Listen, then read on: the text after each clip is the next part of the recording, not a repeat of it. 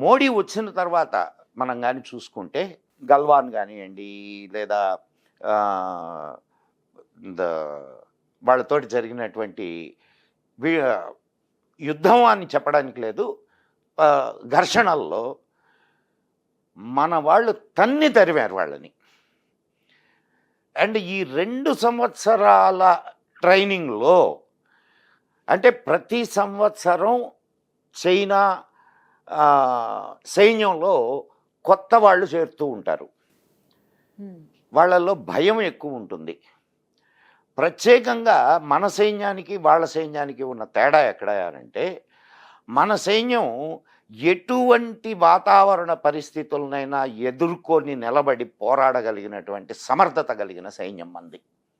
ఇక చైనా సైన్యాన్ని చూస్తే వాళ్ళు మంచు కొండల్లో ఉండడానికి వాళ్ళకి వార్మింగ్ టెంట్స్ అంటే మీన్ ఛాంబర్స్ ఏర్పాటు చేసి దాంట్లో వాళ్ళను ఉంచి తర్వాత మళ్ళా వాళ్ళని అంటే వాళ్ళు రెస్ట్ తీసుకునేదానికి వార్మింగ్ ఛాంబర్స్, ఇలా రెస్ట్ తీసుకునేదానికి వార్మింగ్ ఛాంబర్స్ ఏర్పాటు చేసుకొని, దీనివల్ల శరీరం కండిషనింగ్ కాదు. బయటకు వచ్చినటువంటి వాడు మన సైన్యాన్ని తట్టుకొని నిలబడగలిగినటువంటి పరిస్థితి లేదు. ఇక వాళ్ళ అమ్యునిషన్ సంగతి చూస్తే అమ్యునిషన్లో క్వాలిటీ చాలా చాలా తక్కువ. ఇప్పటి వరకు చైనా ఏ దేశం మీద యుద్ధం చేసి గెలిచినటువంటి దాఖలాలు లేవు. ఒక భారతదేశంలో 1962 సంగతి తీసట ప్రక్కన పెడితే, అతి చిన్న దేశం అయినటువంటి బర్మా మీద అది యుద్ధానికి వెళ్ళినప్పుడు కూడా దాన్ని తరిమి కొట్టారు. సో కాబట్టి చైనాతో యుద్ధం అంటూ జరిగితే ఖచ్చితంగా భారతదేశం గెలుస్తుంది. ఈనాడు ఉన్నటువంటి పొజిషన్లో అమ్యునిషన్లో మనం స్వావలంబాన్ని సంపాదించుకోగలిగాం. అండ్ ఇంకొక ఇదేమిటంటే, మనమే సొంతంగా అమ్యునిషన్ని తయారు చేసుకుంటున్నాం. భారత్ క్వాలిటీ విషయంలో ఎప్పుడూ కాంప్రమైజ్ కాదు. ఇవన్నిటినీ అండ్ భారత సైన్యం ప్రత్యేకంగా ఒక్క సైనికుడు 10 మంది చైనా సైనికులకు సమానం. కాబట్టి ఈనాటి వరకు ఇప్పుడున్న పరిస్థితుల్లో చైనాతో యుద్ధం వచ్చినా భారతదేశం ఖచ్చితంగా గెలిచి తీరుతుంది. ఈరోజు ఉన్నటువంటి సైన్యం యొక్క పటిష్టత, దానికి ఉన్నటువంటి అమ్యునిషన్స్ అండ్ రాజకీయంగా ఉన్నటువంటి అంటే గట్టి రాజకీయ సమర్థత, ఇవన్నీ కూడా మన భారత విజయానికి అనుకూలంగా ఉంటుంది. అందుకనే చైనా డైరెక్ట్గా మనతోటి యుద్ధానికి రాకుండా ఇటు పాకిస్తాన్ను, అటు బంగ్లాదేశ్ను, ఇటు శ్రీలంకను, ఇటు నేపాల్ను, మాల్దీవ్స్ను, వీటిల్ని తన గుప్పెట్లోకి తెచ్చుకొని మనల్ని అష్టదిగ్బంధనం చేయాలనే ఆలోచనలో ఉన్నది. కానీ ప్రస్తుతం ఉన్నటువంటి రాజకీయ పరిస్థితులు దానికి విరుద్ధంగా నడుస్తున్నాయి.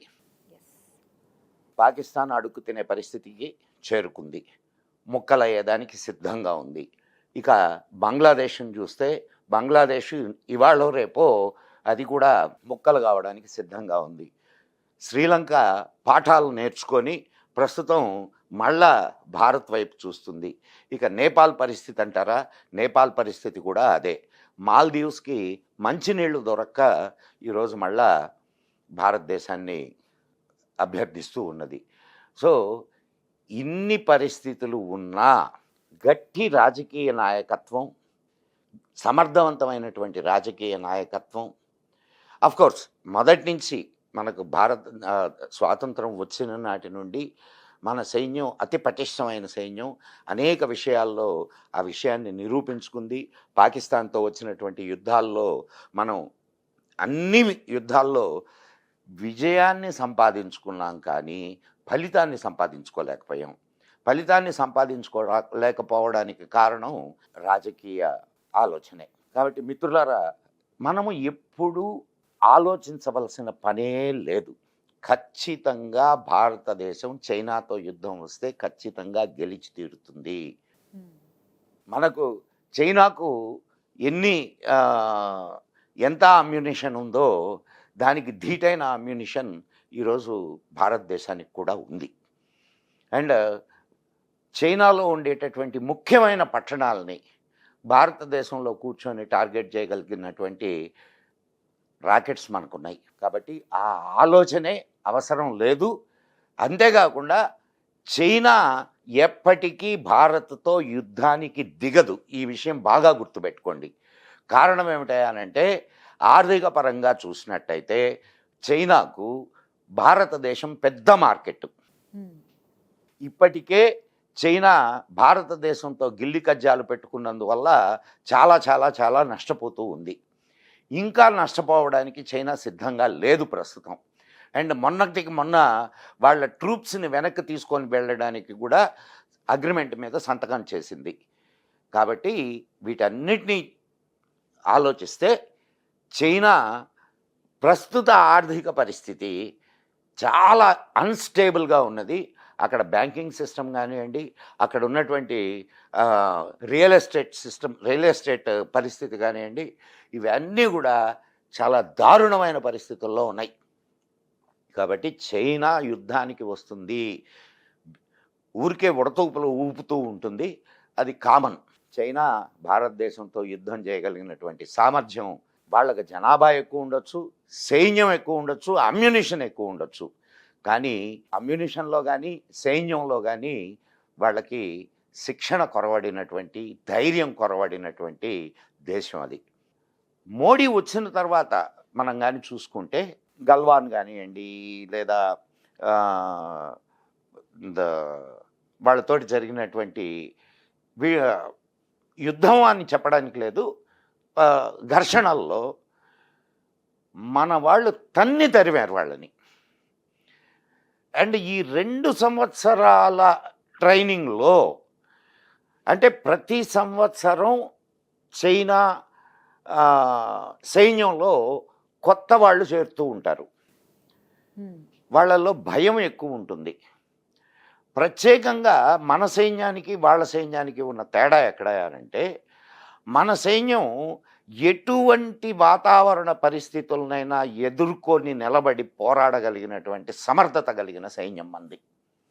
ఇక చైనా సైన్యాన్ని చూస్తే వాళ్ళు మంచు కొండల్లో ఉండడానికి వాళ్ళకి వార్మింగ్ టెంట్స్ అంటే మీన్ ఛాంబర్స్ ఏర్పాటు చేసి దాంట్లో వాళ్ళను ఉంచి తర్వాత మళ్ళా వాళ్ళని అంటే వాళ్ళు రెస్ట్ తీసుకునేదానికి వార్మింగ్ ఛాంబర్స్, ఇలా రెస్ట్ తీసుకునేదానికి వార్మింగ్ ఛాంబర్స్ ఏర్పాటు చేసుకొని, దీనివల్ల శరీరం కండిషనింగ్ కాదు. బయటకు వచ్చినటువంటి వాడు మన సైన్యాన్ని తట్టుకొని నిలబడగలిగినటువంటి పరిస్థితి లేదు. ఇక వాళ్ళ అమ్యునిషన్ సంగతి చూస్తే అమ్యునిషన్లో క్వాలిటీ చాలా చాలా తక్కువ.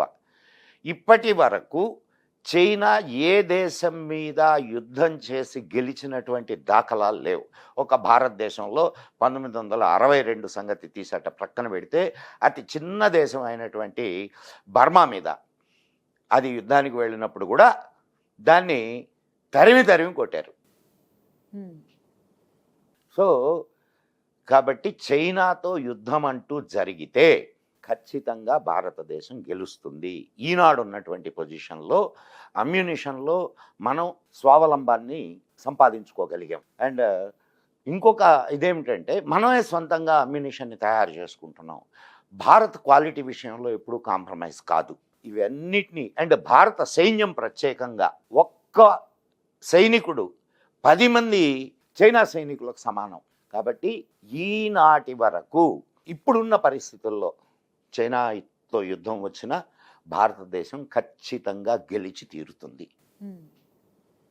ఈరోజు ఉన్నటువంటి సైన్యం యొక్క పటిష్టత, దానికి ఉన్నటువంటి అమ్యునిషన్స్ అండ్ రాజకీయంగా ఉన్నటువంటి అంటే గట్టి రాజకీయ సమర్థత, ఇవన్నీ కూడా మన భారత విజయానికి అనుకూలంగా ఉంటుంది. అందుకనే చైనా డైరెక్ట్గా మనతోటి యుద్ధానికి రాకుండా ఇటు పాకిస్తాన్ను, అటు బంగ్లాదేశ్ను, ఇటు శ్రీలంకను, ఇటు నేపాల్ను, మాల్దీవ్స్ను వీటిల్ని తన గుప్పెట్లోకి తెచ్చుకొని మనల్ని అష్టదిగ్బంధనం చేయాలనే ఆలోచనలో ఉన్నది. కానీ ప్రస్తుతం ఉన్నటువంటి రాజకీయ పరిస్థితులు దానికి విరుద్ధంగా నడుస్తున్నాయి. పాకిస్తాన్ అడుగు తినే పరిస్థితికి చేరుకుంది, ముక్కలయ్యేదానికి సిద్ధంగా ఉంది. ఇక బంగ్లాదేశ్ని చూస్తే బంగ్లాదేశ్ ఇవాళ రేపో అది కూడా ముక్కలు కావడానికి సిద్ధంగా ఉంది.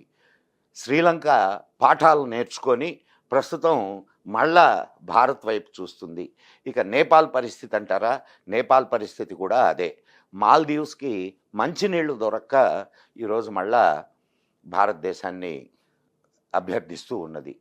సో ఇన్ని పరిస్థితులు ఉన్నా గట్టి రాజకీయ నాయకత్వం, సమర్థవంతమైనటువంటి రాజకీయ నాయకత్వం, అఫ్కోర్స్ మొదటి నుంచి మనకు స్వాతంత్రం వచ్చిన నాటి నుండి మన సైన్యం అతి పటిష్టమైన సైన్యం, అనేక విషయాల్లో ఆ విషయాన్ని నిరూపించుకుంది.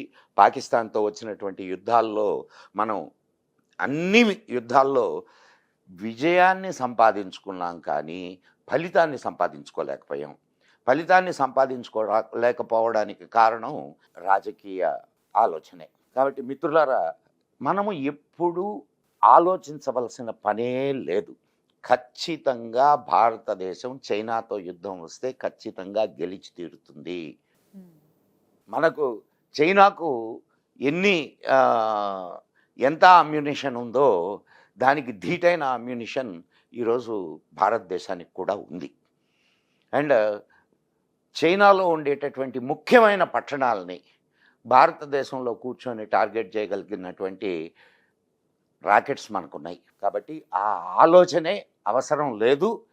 అంతేకాకుండా చైనా ఎప్పటికీ భారత్తో యుద్ధానికి దిగదు. ఈ విషయం బాగా గుర్తుపెట్టుకోండి.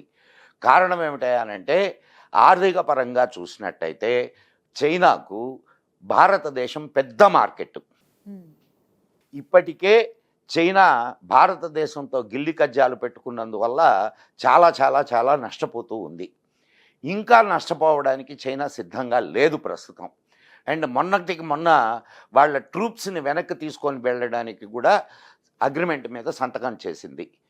కాబట్టి వీటన్నిటినీ ఆలోచిస్తే చైనా ప్రస్తుత ఆర్థిక పరిస్థితి చాలా అన్స్టేబుల్గా ఉన్నది. అక్కడ బ్యాంకింగ్ సిస్టమ్ కానివ్వండి, అక్కడ ఉన్నటువంటి రియల్ ఎస్టేట్ పరిస్థితి కానివ్వండి, ఇవన్నీ కూడా చాలా దారుణమైన పరిస్థితుల్లో ఉన్నాయి. కాబట్టి చైనా యుద్ధానికి వస్తుంది, ఊరికే ఉడతూపులు ఊపుతూ ఉంటుంది, అది కామన్. చైనా భారతదేశంతో యుద్ధం చేయగలిగినటువంటి సామర్థ్యం, వాళ్ళకి జనాభా ఎక్కువ ఉండొచ్చు, సైన్యం ఎక్కువ ఉండొచ్చు, అమ్యునిషన్ ఎక్కువ ఉండొచ్చు. కానీ అమ్యునిషన్లో కానీ సైన్యంలో కానీ వాళ్ళకి శిక్షణ కొరవడినటువంటి, ధైర్యం కొరవడినటువంటి దేశం అది.